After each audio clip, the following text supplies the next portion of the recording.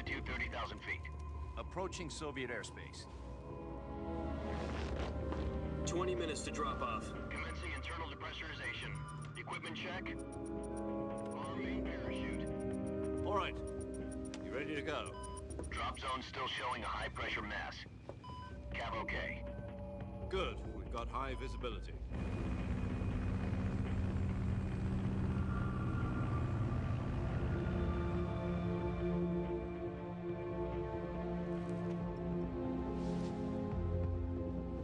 Put out that cigar. Connecting oxygen hose to interior connector. Put on your mask.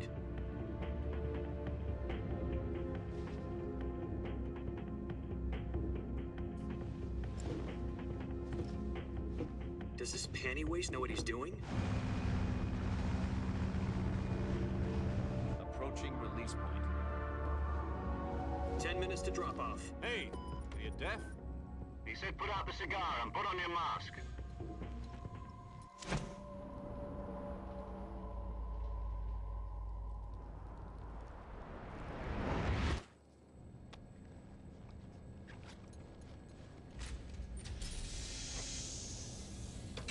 Depressurization complete. Checking oxygen supply. 6 minutes to drop off. Opening rear hatch.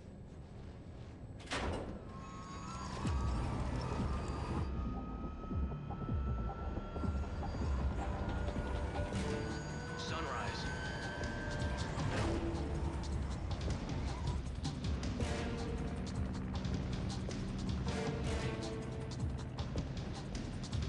External temperature minus 46 degrees Celsius. 2 minutes to drop off. Stand up. You'll be falling at 130 miles per hour. Try not to get frostbite from the wind chill. 1 minute to drop off. Move to the rear. Activate bailout model. This is one for the history books. The world's first halo jump. 10 seconds to drop off. Stand by. Status okay. All green. Prepare for drop-off. Countdown. 5, 4, 3, 2, 1. Spread your wings And fly. God be with you.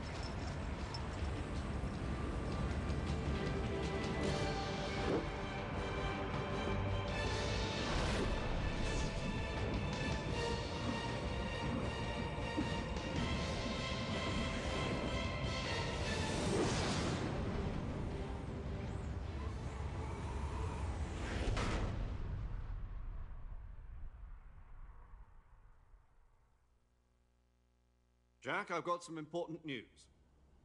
The head of the CIA has finally given us the green light for the virtuous mission. Virtual mission? No, the virtuous mission. The future of our Fox unit depends on it. If it succeeds, we'll be officially organized into a unit. Virtuous mission? Sounds like some kind of initiation ritual. You know, don't get cocky. This isn't a training op. Right. So what exactly is this wonderful mission? Well, about 2 years ago, a certain Soviet scientist requested asylum in the West through one of our moles. His name is Nikolai Stepanovich Sokolov. He's head of the OKB-754 Design Bureau, one of the Soviets' top-secret weapon research facilities, and the East's foremost expert on weapons development. Sokolov? Isn't he that famous rocket scientist? The very same. On April the 12th, 1961, the Soviets achieved the first manned spaceflight in history. The Earth was blue, but there was no God. Well spoken. The rocket that carried Yuri Gagarin to orbit was the A-1, known as the Vostok rocket. Sokolov is said to be the man most responsible for the multi-engine cluster used in that rocket. After Gagarin's flight, Sokolov left rocket development to become the head of the newly established Design Bureau.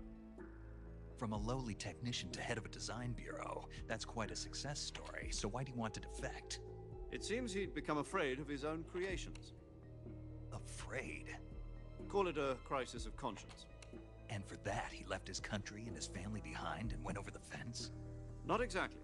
One of his conditions was that his family was also to be taken safely to the West.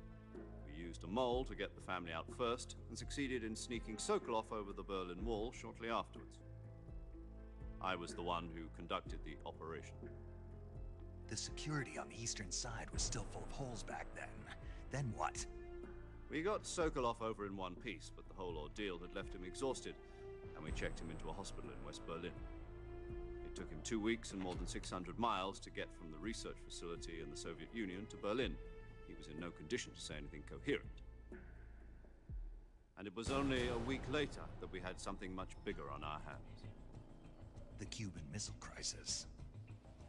October the 16th, 1962, President Kennedy received word that the Soviets were in the process of deploying intermediate-range ballistic missiles in Cuba.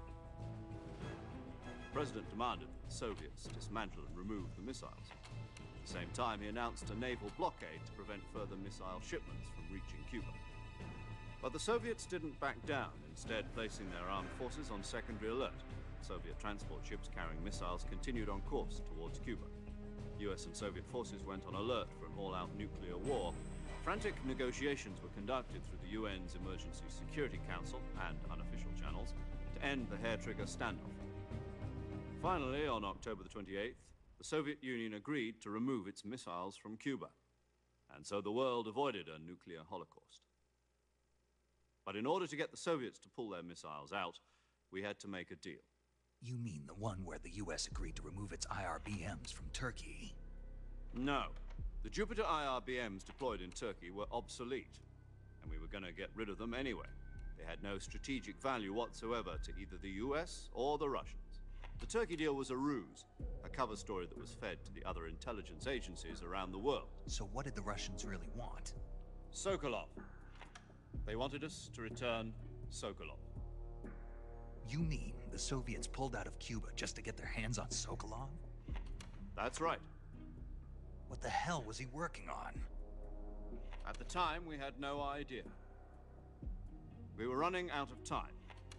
It was either give up Sokolov or risk full-scale nuclear war.